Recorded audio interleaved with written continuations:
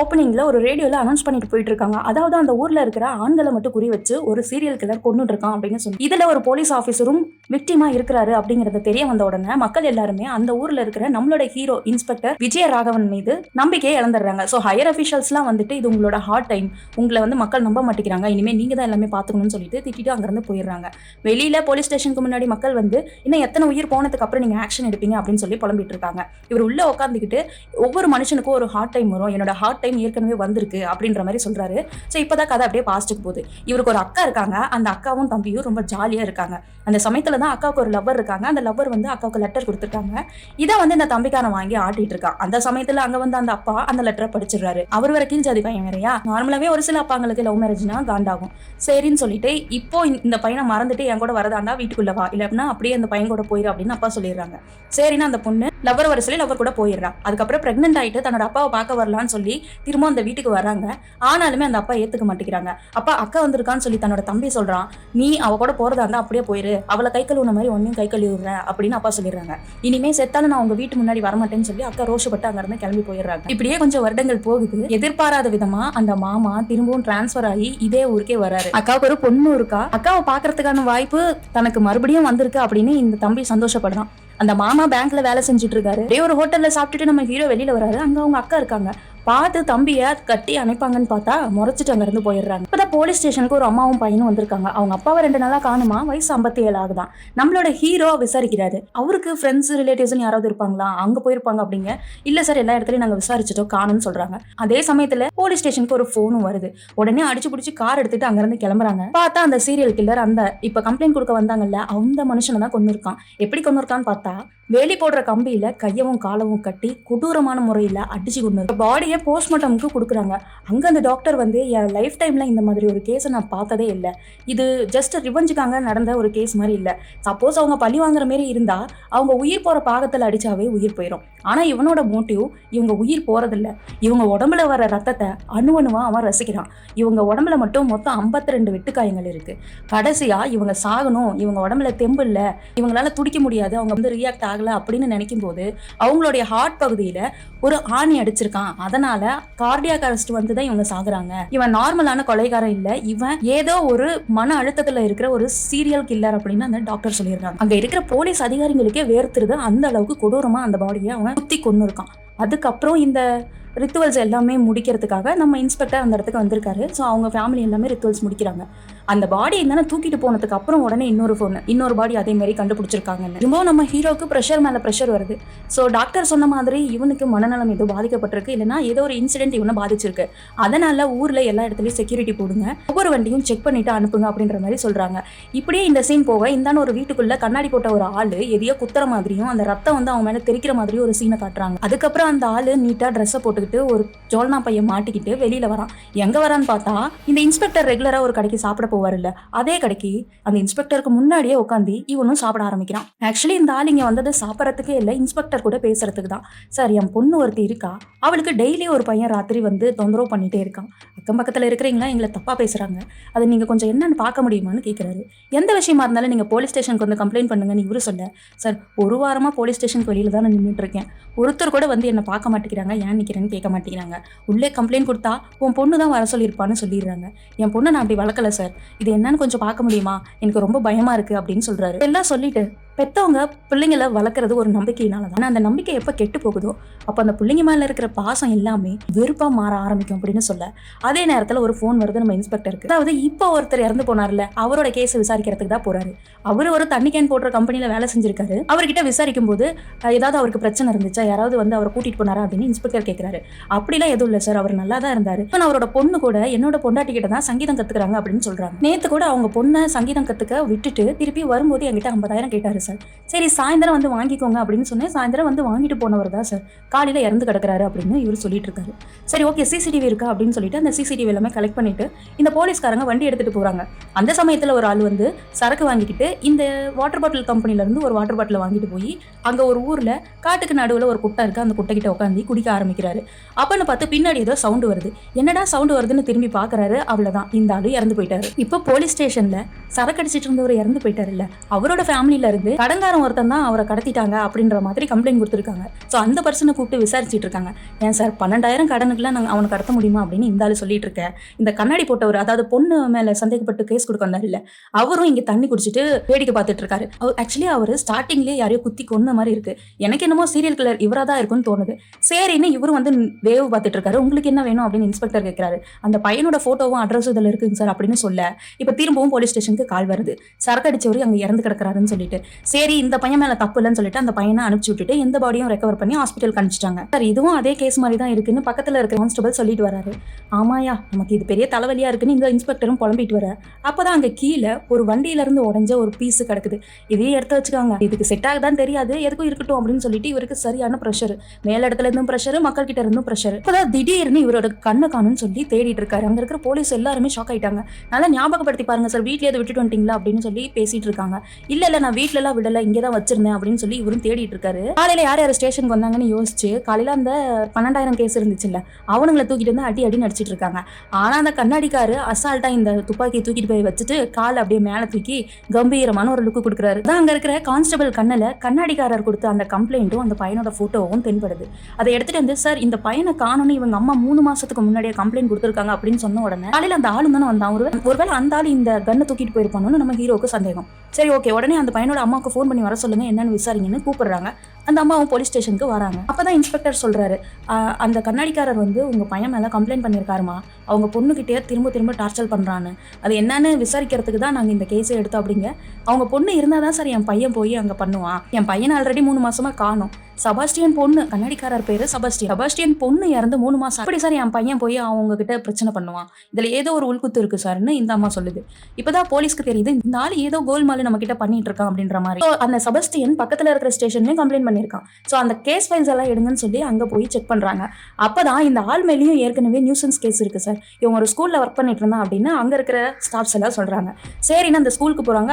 அங்க இருக்கிற head master கிட்ட விசாரிக்கிறாங்க. அவர் என்ன சொல்றாருன்னா, அவன் மென்டலி டிஸ்டர்பா இருப்பான் சார், ஏதாவது பிள்ளைங்களை பிடிச்சி அடிச்சிருவான், ஏதாவது பண்ணிருவான், அதனால நாங்களே நிறுத்திட்டோம்னு சொல்றாங்க. அவரோட வீட்டு பக்கத்துல இருக்கிற கடைக்காரர்கள் எல்லாமே அவரோட பொண்ணு ஏற்கனவே இறந்து போயிட்டாங்க, ஆனா அந்த போட்டோ வச்சுட்டு என் பொண்ணை காணும் அப்படின்னு சொல்லி சுத்திட்டு இருப்பாரு சார் அப்படிங்கிறாங்க. அந்த ஆளோட வீட்டுக்கு வந்தா அங்க இருக்கிற தலைவாணியை அவன் குத்தி, ஒரு மனுஷன் எப்படி குத்தி கொள்ளுவாங்களோ அந்த மாதிரி குத்திட்டு இருக்கான். இதை ஒரு கான்ஸ்டபிளும் பார்த்துட்டு போய் இன்ஸ்பெக்டர் கிட்ட சொல்றாங்க. இனிமேலும் டிலே பண்ண வேணாம், வாங்க போலாம் அப்படின்னு அவரும் சொல்றாரு. நம்ம இன்ஸ்பெக்டரும் யோசிக்கிறாரு. இப்பதான் அந்த செபாஸ்டியனை காட்டுறாங்க, அவர் வீட்டுல உட்காந்துட்டு இருக்காரு. சுத்தி எல்லாரும் இவரை திட்டுற மாதிரியும் அசிங்கப்படுத்துற மாதிரியும் அவருக்கு ஒரு இல்யூஷன் தோணுது. ஆனாலுமே அந்த டேபிளுக்கு அடியில பிளட் மாதிரி ஏதோ ஒரு ஸ்ட்ரெயின் இருக்கு. ஸோ அப்பதான் உள்ள இருந்து குசுன்னு ஒரு சவுண்ட் வருது. அப்பா வந்துட்டாங்க, கம்முன்னு சொல்லிட்டு. ஸோ உள்ள வந்து அவங்க பொண்ணு இருக்கு போல, அந்த பொண்ணு அப்படியே பிடிச்சி அடிக்கிறாரு. அதுக்கப்புறம் அந்த பொண்ணு இறந்து போச்சு. இந்த லவர் பாய் இருக்கான்ல, அவங்ககிட்டயும் சண்டை போட்டு ஹீரோமால இருந்த கத்தி எடுத்து குத்தி அவனையும் கொண்டுட்டாரு. அதாவது இது எல்லாமே பாஸ்ட்ல நடந்தது. இவரோட பொண்ணையும் அந்த பையனையும் கொண்டுட்டு பொண்ணை காணோம், பொண்ணை பார்க்கறதுக்கு அந்த பையன் வீட்டுக்கு வெளியில இருந்திருக்கான் அப்படின்ற மாதிரி சொல்றாங்க. ஸோ அந்த பையனை குத்துறது தான் டெய்லி ஒரு தலைவாணி எடுத்து இவர் அந்த கத்தியால குத்திக்கிட்டே இருக்கிறாரு. இப்ப தலைவாணியில குத்திட்டு இருக்காரு இல்ல, வெளியில இன்ஸ்பெக்டர் இருக்காரு, கதவு தட்டுற சவுண்ட் இருக்கு. இப்ப அந்த பொண்ணு அங்க இருக்கிற மாதிரி ஒரு இல்லூஷன் இவருக்கு தோணுது. நீ போ, வெளியில போலீஸ் வந்துட்டாங்க, இனிமே போலீஸ் பாத்துப்பாங்க, நீ அவ்வளவு சாதாரணமா தப்பிச்சிருவன்னு மட்டும் நினைக்காத அப்படின்னு அந்த பொண்ணு சொல்ற மாதிரியே இவருக்கு இருக்கு. கையில கன்னும் வச்சிட்டு இருக்காரு. அந்த கன்னை பின்னாடி சொருகிட்டு அந்த இன்ஸ்பெக்டரை உள்ள கூப்பிடுறாரு. கூப்பிட்டு உட்கார வைக்கிறாரு. எனக்கு கொஞ்சம் தண்ணி கொடுங்கன்னு சொல்லி அவரை உள்ள அனுப்பிச்சு விடுறாரு. தண்ணி என்ன சார், சாயாவே போட்டுட்டு வரேன்னு இவர் போய் சாயா போட்டுட்டு இருக்காரு. பக்கத்துலயே அந்த பொண்ணு நின்று நீ மாட்டிக்குவோன்னு சொல்றாப்லயே இருக்கு. அதனால அந்த ஆள் அங்க டென்ஷன்லயே காஃபி போட்டுட்டு இருக்கான். இந்தான நம்ம இன்ஸ்பெக்டர் உள்ள போய் எல்லாம் செக் பண்ணி பாக்குறாரு. அழுக்கு துணியா கிடக்கு, தலைவாணியை குத்தி அங்க மூலையில கிடக்கு, ஏசுக்கு ஏத்துன மெழுகுவர்த்தி எல்லாமே அப்படியே மெல்ட் ஆகி போய் கிடக்கு. வீடே ஒரு மாதிரி தான் இருக்கு. அப்பதான் ஒரு ரூம்ல இருந்து பயங்கரமான ஸ்மெல் வருது. என்னடான்னு சொல்லி ஓபன் பண்ணி பார்த்தா காணாம போன பையனும் அந்த பொண்ணோட உடம்பும் அங்கதான் டீகம்போஸ் ஆகி கிடக்கு. இதை பார்த்து ஷாக் ஆகி நம்ம இன்ஸ்பெக்டர் நிக்கும் பொழுதே பின்னாடி அவரோட துப்பாக்கியை வச்சு அவரை சுட்டுறான். நல்லபடியா அது முதுக மட்டும் தொலைச்சிட்டு போயிருது. ஸோ வெளியில இருக்கிற டீம் அப்படியே உள்ள வந்து நம்ம ஹீரோவை காப்பாத்திடுறாங்க, அவனையும் அரெஸ்ட் பண்ணிடுறாங்க. சரி ஓகே, சீரியல் கில்லரை பிடிச்சாச்சு அப்படின்னு சொல்லி பிரஸ் வர சொல்லி அங்க வாக்குமூலமும் கொடுத்துட்றாங்க. ஆனா இதுல என்ன ஒரு ட்விஸ்ட்னா, காட்டுக்கு நடுவுல இவங்க போலீஸ் டிபார்ட்மெண்ட்டை சேர்ந்த ஒரு போலீஸை அந்த கில்லர் குத்தி கொன்னு இருப்பான். அதாவது ஆக்சுவல் சீரியல் கில்லர் இன்னும் பிடிபடவே இல்லை. இதை வந்து அந்த காட்டுல 2 பேர் வேட்டையாட போயிருப்பாங்க, அதை வந்து பாத்துட்டாங்க. அதாவது சீரியல் கில்லரை பார்க்கல, இறந்து போய் கிடக்கிற போலீஸ் மேல தான் பாத்துருக்காங்க. இப்பதான் கதை பிரசன்ட்டுக்கே வருது. அதாவது ஸ்டார்டிங்ல நம்ம ஹீரோ ஒவ்வொருத்தருக்கும் ஒவ்வொரு ஹார்ட் டைம்ஸ் வரும்னு சொல்லுவாங்கல்ல, அந்த டைமே இதுதான். இவ்வளவும் ஃபிளாஷ்பேக்ல நடந்திருக்கு. சரின்னு இப்போ அந்த போலீஸ் ஸ்டேஷனுக்கு இறந்து போன போலீஸோடைய மனைவியும் மகளும் வராங்க. அப்பதான் அந்த அம்மா புலம்ப ஆரம்பிக்கிறாங்க, எனக்கு எல்லாமே வசந்த் தான், அவர் இல்லாம என்னோட வாழ்க்கையை எப்படி சஸ்டெயின் பண்ணுவேன்னு எனக்கு தெரியவே இல்லை, என் குடும்பத்தை விட்டுட்டு தான் வந்தேன் அப்படின்ற மாதிரி சொல்லிட்டு இருக்காங்க. அப்பதான் அங்க இருக்கிற கான்ஸ்டபிள் அவரோட உடைகள் எல்லாத்தையுமே கொண்டுட்டு வந்து அந்த அம்மா கிட்ட கொடுக்குறாங்க. அப்போ அதுல ஒரு பில் இருக்கு. அந்த பில் வந்து இந்த பொண்ணுடைய, அதாவது அந்த இறந்து போன ஒரு போலீஸ்க்கு பொண்ணு இருக்காங்க. ஸோ அந்த பொண்ணுக்கு சங்கீதத்துக்கு ஃபீஸ் கட்டின பில்லு. சங்கீதம்னாவே அவருக்கு பிடிக்காது, இந்த பில்லும் வேணாம் அப்படின்னு சொல்லிட்டு நம்ம அங்கேருந்து போயிடுறாங்க. ஸோ இப்போதான் இந்த இன்ஸ்பெக்டருக்கு ஒரு ஹிண்ட் கிடைக்குது. அதாவது ஃபர்ஸ்ட் ஒருத்தர் மிஸ் ஆகி இறந்து போயிட்டாரு இல்லை, வாட்டர் பாட்டில் கம்பெனியில். அவரோட பொண்ணும் ஒரு சங்கீதம் தான் கற்றுக்குது அந்த வாட்டர் பாட்டில் கம்பெனியோட ஓனரோட வீட்டில். இந்த பொண்ணும் சங்கீதம் தான் கற்றுருக்கு. இப்போ இவங்க எல்லாமே கனெக்ட் பண்ணுறது அந்த சங்கீதம் கற்றுக்கிற அந்த ஒரு இடம் தான். ஸோ அவங்களோட அப்பாக்கள் மட்டும்தான் இறந்து போயிட்டு இருக்காங்க. அதனால அந்த இடத்துக்கே போயிட்டு இது வரைக்கும் இறந்து போன அப்பாக்களுடைய ஃபோட்டோவையும் அவங்களோட பொண்ணுங்களோட ஃபோட்டோவையும் காட்டுறாங்க. ஆமாம் சார், இந்த எல்லா பொண்ணுங்களுமே இங்கே தான் சங்கீதம் கற்றுக்கிட்டாங்க அப்படின்னு அந்த அம்மாவும் சொல்கிறாங்க. ஸோ போலீஸ் ஸ்டேஷனுக்கும் வந்துடுறாங்க. இன்ஸ்பெக்டர் யோசிச்சுட்டே இருக்காங்க, நம்ம எல்லா இடத்துலையும் தேடணும் க்ளூ, ஆனால் இறந்து போனவங்களுடைய இடத்துல தேடவே இல்லை, அவங்களோட வீட்டில் நம்ம தேடவே இல்லை அப்படின்னு சொல்லிட்டு எல்லா இறந்து போனவங்களோட வீட்டுக்கு போகிறாங்க. அங்கே தான் ஒரு வீணையை பார்க்குறாங்க. இந்த வீணையை நீங்கள் எங்கே வாங்கினீங்க அப்படின்னு இன்ஸ்பெக்டர் கேட்குறாரு. நாங்கள் வாங்கலை சார், வீட்டுக்கு முன்னாடி இருந்துச்சு, அழகாக இருந்துச்சுன்னு எடுத்துகிட்டு வந்தோன்னு சொல்கிறாங்க. ஒருத்தர் மட்டும் இல்லை, இதுக்கு முன்னாடி இறந்து போன 4 பேர்த்தோட வீட்டு முன்னாடியுமே அந்த வீணை இருந்திருக்கு. ஸோ அந்த வீணையை எடுத்துகிட்டு வந்து வீட்டில் வச்சதுக்கு அப்புறம் தான் அவங்க அப்பாக்கள் வந்து காணாமல் போயிருக்காங்க, கொடூரமான முறையில் இறந்து போயிருக்காங்க. அப்பதான் நம்ம இன்ஸ்பெக்டருக்கு இன்னொரு தகவல் கிடைக்குது. அதாவது இதே பேட்டர்ன்ல 20 வருஷத்துக்கு முன்னாடி பக்கத்து ஊர்ல ஒரு கொலை நடந்திருக்கு. அந்த கேஸ் ஃபைல்ஸ் வந்து இவருக்கு தெரிய வருது. ஸோ அதை போய் இவர் விசாரிச்சுட்டு இருக்காரு. அதே பேட்டர்ன்ல இப்ப கொல்றாங்க, ஆனா கையில வந்து கம்பியை மாட்டி கொல்றாங்க அப்படிங்கிறது தெரிய வருது. ஸோ இன்ஸ்பெக்டர் என்ன பண்றாருன்னா, பக்கத்துல சங்கீதம் கத்துக்கிற எல்லா குழந்தைங்களோட வீட்லயும் இந்த மாதிரி வீணை இப்போ யார் வீட்டுல இருக்கு அப்படிங்கறத தேடிட்டு இருக்காங்க. ஸோ அந்த கேஸை விசாரிச்ச போலீஸ் வந்து இப்போ ரிட்டையர்டா இருக்காங்க. அவரை பாக்குறதுக்காக அவரை தேடி போறாங்க. அவர் அந்த கேஸ் ஃபைல பார்த்த உடனே ஷாக் ஆகிட்டு நிற்கிறாரு. சார், இந்த கேஸ் திரும்பவும் என்னை தேடி வரும்னு நான் கொஞ்சம் கூட எதிர்பார்க்கவே இல்லை. ஒரு சில நபர்களுக்கு தான் அந்த கேஸை மறக்கவே முடியாது, அப்படியான கேஸ் தான் இது. எனக்கு 20-23 வருஷத்துக்கு முன்னாடி நான் சர்வீஸ்ல இருக்கும்போது மறக்க முடியாத கேஸ் இது அப்படிங்கும்போது ஒரு பிளாஷ்பேக் போகுது. அதாவது அந்த சமயத்துல ஒரு பையனும் ஒரு பொண்ணும் காதலிச்சிட்டு இருக்காங்க. அந்த பொண்ணு சங்கீதம் கத்துக்கிட்டு கோயில்ல பாடிட்டு இருக்கு. இந்த பையனும் கீழ் ஜாதி பையன், பொண்ணும் மேல் ஜாதி பொண்ணு. ஸோ யாருக்கும் தெரியாம காதலிச்சிட்டு இருக்கும் போதுதான் அந்த ஊர்லயே சேட்டு அப்படிங்கிற ஒரு கிழவன் இருக்கான். ஸோ அவன் காட்டு பகுதியில் நடந்து போயிட்டு இருக்கும்போது இவங்க 2 பேரும் பேசுறத பாத்துறாங்க. ஸோ இந்த பையன் உடனே காலில் விழுந்து இந்த விஷயத்தை யாருக்கிட்டையும் சொல்லாதீங்க அப்படின்னு சொல்லியுமே நான் சொல்ல மாட்டேன்னு சொன்ன அந்த ஆளு அவங்க அப்பா கிட்ட, யாருக்கிட்ட, பொண்ணோட அப்பா கிட்டே போய் சொல்லிடுறாங்க. அதனால இனிஷியலா அந்த அப்பா இந்த பையனை போட்டு அடிக்க ஆரம்பிக்கிறாரு. இருந்தாலுமே திரும்ப அந்த பையன் இந்த பொண்ணை தேடி வரான் அப்படின்னு தெரிஞ்ச உடனே அந்த வீட்டுல வேலை செய்யற வேலைக்கார அம்மாவை இவன் தப்பா நடந்துக்கிட்டான் அப்படின்னு சொல்லிட்டு கம்ப்ளைண்ட் பண்ண சொல்லி அவனை ஜெயில போட்டுறாங்க. அவன் ஜெயில இருந்துட்டு திரும்ப வீட்டுக்கு வரான். அவங்க அம்மா என்ன சொல்றாங்கன்னா, நம்ம வீட்லயும் ஒரு வயசு பொண்ணு இருக்கு, உனக்கு ஒரு தங்கச்சி இருக்கு, என்னால உன்னை உள்ள வச்சுட்டு இருக்க முடியாதுன்னு அந்த பையனை துரத்தி விட்டுறாங்க. தப்பே இல்லாம 10 வருஷம் தண்டனை அனுபவிச்சுமே நம்ம அம்மாவே நம்மளே வந்து ஏத்துக்கலையே அப்படின்ற ஒரு கோவத்துல அவன் அங்கிருந்து போறான். இது எல்லாத்துக்குமே காரணம் யாரு? அந்த சேட்டுன்ற கிழவன் தானே. அவனை ஏதாவது பண்ணணும்னு சொல்லி இவரு நினைச்சிட்டு இருக்காரு. அப்பதான் இந்த சேட்டு அப்படிங்கிறவனுக்கும் ஒரு பொண்ணு இருக்கு. சாயங்காலம் லலிதா அம்மா பூஜைக்கு என்ன வர சொன்னாங்கன்னு சொல்ல இவனும் சரிங்கிறான்.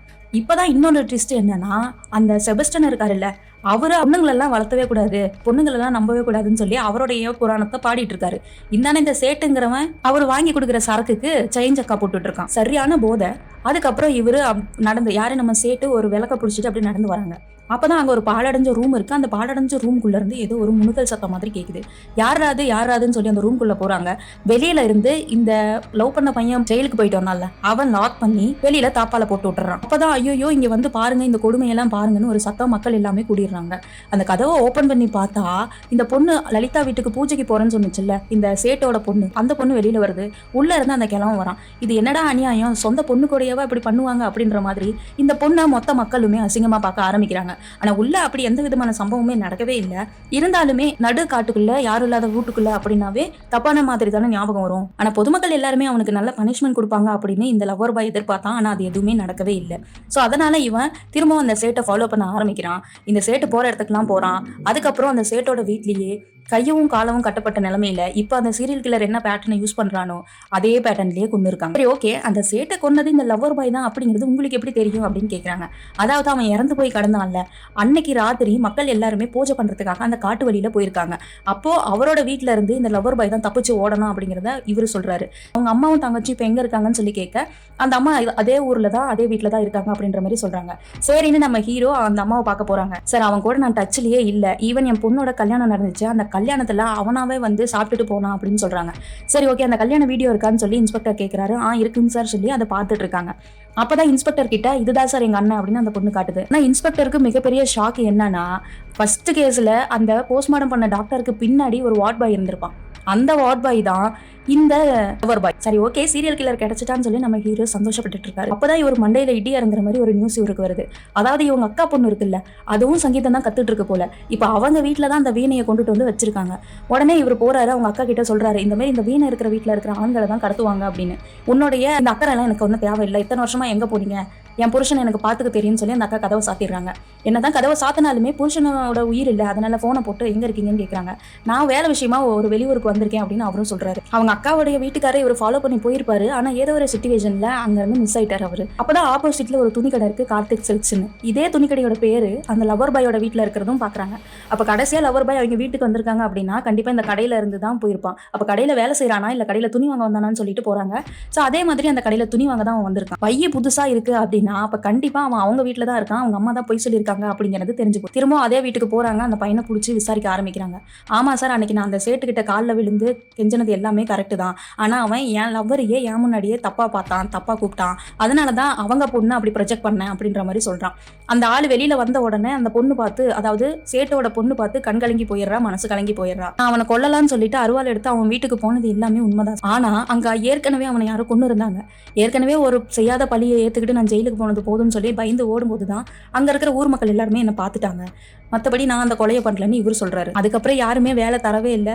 கடைசியா அந்த போஸ்ட்மார்ட்டம் ரூம்ல போய் அந்த உடல்களை எல்லாத்தையுமே நான் போஸ்ட்மார்ட்டம் பண்ணும்போது எனக்கு மனசுக்கு கொஞ்சம் ஆறுதல் கிடைக்குது சார், அவ்வளவுதான், தவிர நான் அந்த சீரியல் கில்லர் இல்லை அப்படின்ற மாதிரி இவர் சொல்றாரு. இன்னொன்னு சொல்றான் என்னன்னா, அந்த உடம்ப பார்க்கும்போது நான் 20 வருஷத்துக்கு முன்னாடி எந்த ஒரு உடம்ப பார்த்தனோ அதே ஞாபகம் தான் சார், அதே பேட்டர்ல தான் கொண்டு இருக்காங்க. கண்டிப்பா எங்க ஊரை சேர்ந்தவன் யாரோ தான் ஒருத்தன் இந்த கொலையை பண்றான் அப்படிங்கிற ஒரு ஹிண்டையும் கொடுக்குறாங்க. அதுக்கப்புறம் இந்த போஸ்ட்மார்ட்டம் ரூம்ல வேலை செஞ்சவன் என்ன நினைச்சான்னு தெரியல, லாக்அப்லயே உயிரை விட்டுட்டான். ஃபேன் இருக்கு, ஃபேன்ல லுங்கி கழட்டி அங்கேயே தொங்கிட்டான், செத்துட்டான். சபஸ்டினும் இல்ல, இந்த லவ்வர் பாயும் இல்ல, யாரு தாண்டா கொலைக்காரா அப்படின்னு நம்மளையே தலையை சுத்த வைக்குது. நம்ம இன்ஸ்பெக்டர் வெளியில எங்கேயே போயிட்டு திரும்பவும் ஸ்டேஷனுக்கு வராரு. பார்த்தா இவருக்கு மிகப்பெரிய ஷாக்கு. அவங்க அக்கா அவங்க ஹஸ்பண்டை காணும்னு சொல்லி கம்ப்ளைண்ட் பண்ண வந்திருக்காங்க. இது நடக்கக்கூடாதுன்னு நம்ம இன்ஸ்பெக்டர் நினைச்சாரோ அது நடந்துருச்சுன்னு சொல்லிட்டு அந்த ஊர்ல இருக்கிற எல்லா இடத்துலயுமே அவங்க மாமாவோட போட்டோ கட்டி தேட ஆரம்பிக்கிறாங்க. அப்பதான் திடீர்னு அவங்க மாமா கிட்ட இருந்து ஒரு போனு, கடல் இருக்கு, கப்பல் இருக்கு, படகு இருக்கு, வண்டி இருக்கு, இது மாதிரி மட்டும்தான் சொல்றாரு. கரெக்டான ஹிண்ட் அவரால் கொடுக்க முடியல. ஸோ பேச முடியாத நிலைமையிலுமே எப்படியோ ஃபோன் பண்ணி பேசி அட்ரஸ் சொல்லிட்டு இருக்காரு. ஸோ போலீஸ் ட்ராக் பண்றாங்க, லொகேஷன் ட்ராக் பண்ணி அந்த இடத்துக்கு இன்ஸ்பெக்டரும் போயிட்டு இருக்காரு, பின்னாடி 2 கான்ஸ்டபிள்ஸும் போயிட்டு இருக்காங்க. பார்த்தா அந்த ஃபோன் பேசினாரு இல்ல, அந்த ஃபோனு ஒரு ஆட்டோல இருக்கு. நல்லா நம்ம இன்ஸ்பெக்டரை அவன் டைவர்ட் பண்ணி விட்டுருக்கான். இப்பதான் இன்ஸ்பெக்டருக்கு ஒரு மிக தெளிவான ஒரு டூ கிடைக்கும். அதாவது இந்த லவ்வர் பாய் என்ன சொன்னான், சேட்டோட பொண்ணை வந்து இவன் மாட்டி விட்டான்னு சொன்னான்ல. ஸோ அவன் என்ன சொன்னான், அந்த ஊர்ல இருக்கிற ஒருத்தன் தான் கண்டிப்பா கொலை பண்ணியிருக்கணும் அப்படின்னு சொன்னான். அவனுக்கு சங்கீதம் ரொம்ப பிடிக்கும் அப்படின்ற மாதிரி இந்த இன்ஸ்பெக்டர் கெஸ் பண்ணியிருக்காரு. ஏன்னா இந்த இறந்து போன அப்பாக்கள் இருக்காங்கல்ல, அவங்க எல்லாருமே சங்கீதம் கத்துக்க போற அந்த பொண்ணுங்களை திட்டிக்கிட்டே இருப்பாங்களாம். இது வேஸ்ட் ஆஃப் டைம் அப்படின்னு திட்டிகிட்டே இருப்பாங்களாம். கண்டிப்பா ஒரு பொண்ணுக்காக தான் அவன் இந்த கொலை பண்ணியிருக்கான். சங்கீதத்தை இவனுக்கு ரொம்ப பிடிக்கும், ஆனா அந்த சங்கீதத்தை எதிர்க்கிற அந்த பெத்தவங்களை வந்து கொலை பண்ணணும் அப்படின்றத இவனோட மோட்டிவ் அப்படிங்கறது எல்லாமே இவரு கனெக்ட் பண்ண ஆரம்பிக்கிறாரு. அப்பதான் இவரு இந்த சேட்டு கொலை பத்தி விசாரிக்க போயிருப்பாருல்ல, அப்போ அந்த சேட்டோடைய பையனை பார்க்கவும் போயிருப்பாரு. அப்பதான் அவங்க அக்காவும் இறந்து போன விஷயம் அங்க தெரிய வருது. அதாவது சேட்டு வந்து தன்னோட பொண்ணு கூடயே ஒன்னா இருக்கிறாரு அப்படின்னு ஊர் மக்கள் எல்லாருமே பேச ஆரம்பிச்சிருப்பாங்க. அதனால அவங்க அக்காவுக்கு ஏதோ நடந்திருக்கு அப்படின்ற மாதிரி தெரிய வருது. ஆனா என்ன நடந்துச்சு அப்படிங்கிறது தெரிய வரல. சோ அதுக்காக ஆறுதல் கூற போன நிலைமையில தான் அந்த தம்பிக்காரன் வந்துட்டு அவங்க அக்காவுடைய சங்கீதத்தை, அதாவது அது டேப் ரெக்கார்ட்ல வந்து பாடிட்டு இருந்திருக்கு. ஒருவேளை ஏன் இந்த கொலை எல்லாமே அவன் பண்ணிருக்க கூடாதுன்னு சொல்லி அவன் மேல இவருக்கு சந்தேகம் வருது. இவரோட சந்தேகம் எக்ஸாக்டா 100% கரெக்ட் தான். இவனுடைய இடத்துல தான் இப்போ இந்த இன்ஸ்பெக்டரோட மாமா இருக்காரு. அவரை கொல்லலான்னு சொல்லிட்டு அந்த சங்கிலி எடுத்துட்டு இவன் போறான். இவன் உள்ள போகும்போது தான் இவர் ஒரு ஃபிளாஷ்பேக் போகுது. அதாவது சேட்டு இருக்காருல்ல, அவர் எப்பயுமே குடிச்சிட்டே இருப்பாரு, அவங்க அம்மா இல்லை. ஸோ அவங்க அக்கா தான் வீட்டு வேலையெல்லாம் செஞ்சுட்டு சங்கீதம் கற்றுக் கொடுக்கறதும் கற்றுக்கிறதுமாவே இருக்காங்க. அவங்க அக்காவுக்கு தான் வீணை வாங்கணும் அப்படிங்கிற ஒரு ஆசை இருக்குது. இது சின்ன வீணையாக இருந்தாலும் சரி, பெரிய வீணையாக இருந்தாலும் சரின்னு சொல்லிட்டு எப்போல்லாம் பேப்பரில் வீணை வருதோ அதை எல்லாத்தையுமே கட் பண்ணி வீட்டில் ஒட்டி வைக்கிற பழக்கம் இருக்குது. அக்கா உங்களுக்கு இந்த வீணையை நான் கண்டிப்பாக வாங்கி தருவேன்னு இந்த தம்பி சொல்கிறான். அப்போ தான் தம்பி தான் சேர்த்து வச்ச காசை எல்லாத்தையுமே எடுத்துகிட்டு போய் அக்காவுக்கு வீணை வாங்கலான்னு சொல்லி அந்த வீட்டை விட்டுட்டு போயிருப்பான். ஆனால் அந்த சமயத்தில் அந்த வீட்டுக்கு சுற்றி இருக்கிற பொம்பளைங்க எல்லாருமே இவ பாரு சொந்த அப்பா கூடயே இருந்திருக்கா அப்படி இப்படின்னு தப்பாக பேச இந்த அசிங்கத்தை எல்லாமே தாங்க முடியாத அந்த பொண்ணு தூக்கு போட்டு இறந்து போச்சு. ஸோ அந்த பொண்ணு இறந்து போன பாடியை பார்த்து இந்த தம்பி ஷாக் ஆகி நிற்கிறான். எதனாலன்னு பார்த்தீங்கன்னா, சேர்த்து வச்ச காசுல அந்த வீணையை வாங்கிட்டு வந்து அக்காவால் பார்க்க கூட முடியலையே அப்படின்னு சொல்லி அந்த தம்பி கஷ்டப்பட்டும் துக்கத்துலையும் அப்படியே நின்றுட்டே இருக்கான். இந்த சேட்டு ஒரு பக்கம் அழுதுகிட்டே இருக்காரு, ஐயோ என் பொண்ணு போச்சா, இனிமே எனக்கு யார் இருக்கான்னு சொல்லிட்டு. நம்ம அக்கா இறந்து போனதுக்கு காரணம் நம்ம அப்பா தான் அப்படின்னு சொல்லி இந்த பையனுடைய ஆள் மனசுல மிகப்பெரிய கவலை ஒன்று வர ஆரம்பிக்குது. அந்த கவலை தான் அவனுக்குள்ள மிகப்பெரிய வெறுப்பையும் வன்மத்தையும் உருவாக்குது. அதுக்கப்புறம் தான் அவங்க அப்பாவை இவன் தான் கொண்டு இருப்பான். ஸோ இவனே கையும் காலையும் கட்டி போட்டுட்டு கொடூரமான முறையில் குத்தி கொண்டு இருப்பான். ஸோ ஒன்ஸ் மனுஷன் அவங்க அப்பாவை கொன்னதுக்கு அப்புறம் அனாதையா ஆயிருப்பான். அவனை வந்து ஒரு குழந்தை இல்லாத அம்மா தத்து எடுத்திருப்பாங்க. அவங்க தான் கடல் பக்கத்துல வாழ்ந்திருப்பாங்க. சோ அந்த அம்மா இவனை நல்லாவே வளர்த்துறாங்க. ஒரு கட்டத்துல அந்த அம்மாவும் இறந்து போனதுக்கு அப்புறம் கொஞ்ச நாள் நல்லா இருந்த இவனோட வாழ்க்கையில அவங்க அக்கா இல்லாததும் அவங்க அம்மா இல்லாததும் திரும்ப திரும்ப திரும்ப வந்து இவன் திரும்பவும் அந்த சைக்கோவா ஆக ஆரம்பிக்கிறான். அவனுக்கு உள்ள தூக்கிட்டு இருந்த மிருகம் திரும்பவும் எழ ஆரம்பிக்கும். இப்பதான் யதார்த்தமா ஒரு அப்பா வந்து அவங்க பொண்ணை சங்கீதம் ஏன் கத்துக்கிறேன்னு திட்டிட்டு இருந்திருப்பாரு. ஸோ அதை டார்கெட் பண்ணி கொலை பண்ண ஆரம்பிச்சிருக்கான். எந்தெந்த அப்பாலாம் அவங்க பொண்ணுங்களை திட்டுறாங்க சங்கீதத்துக்கு அப்படின்னு சொல்லிட்டு இவன் நோட் பண்ணாலும் எல்லா அப்பாவையுமே கொல்ல ஆரம்பிக்கிறான். இப்படிதான் அந்த போலீஸ் இன்ஸ்பெக்டர், அதுக்கப்புறம் நம்ம இன்ஸ்பெக்டருடைய மாமா, இந்த மாதிரி சஸ்பெக்ட் எல்லாமே இவன் செலக்ட் பண்ணியிருக்கான். அதுக்கப்புறம் எப்படியோ இன்ஸ்பெக்டரும் அந்த இடத்துக்கு வந்துடுறாரு. பார்த்தா அவங்க மாமாவை ஏற்கனவே கொடூரமா கொலை பண்ண ட்ரை பண்ணியிருக்கான். ஆனா இவருக்கு இன்னும் உசுறு இருக்கு. அதுக்கப்புறம் நம்ம ஹீரோக்கும் அவனுக்கும் மிகப்பெரிய சண்டை நடக்குது. அந்த சண்டையில அந்த தம்பிக்காரனை நம்ம ஹீரோ அடிச்சதுலேயே இறந்து போயிட்டான். வந்ததுக்கப்புறம் அவங்க அக்காவை போய் அவன் சேர்ந்த மாதிரி ஒரு சீன் கட்டுறாங்க. இவன் எந்த வீணையை கொடுக்கணும்னு ஆசைப்பட்டானோ அந்த வீணையை அவங்க அக்கா கிட்ட கொடுக்குற மாதிரியும் ஒரு சீன் இருக்கு. அதுக்கப்புறம் ஒரு 15 வருஷமா பிரிஞ்ச நம்ம இன்ஸ்பெக்டரும் அவங்க அக்காவும் சேர்ந்துடுறாங்க. இதோட இந்த படமும் முடியுது. இந்த படத்தை பத்தின ரிவ்யூ என்ன அப்படிங்கறத நீங்க சொல்லுங்க. அப்படியே நம்ம சேனலையும் சப்ஸ்கிரைப் பண்ணிட்டு இந்த வீடியோக்கு ஒரு லைக் போட்டுருங்க. தேங்க்யூ.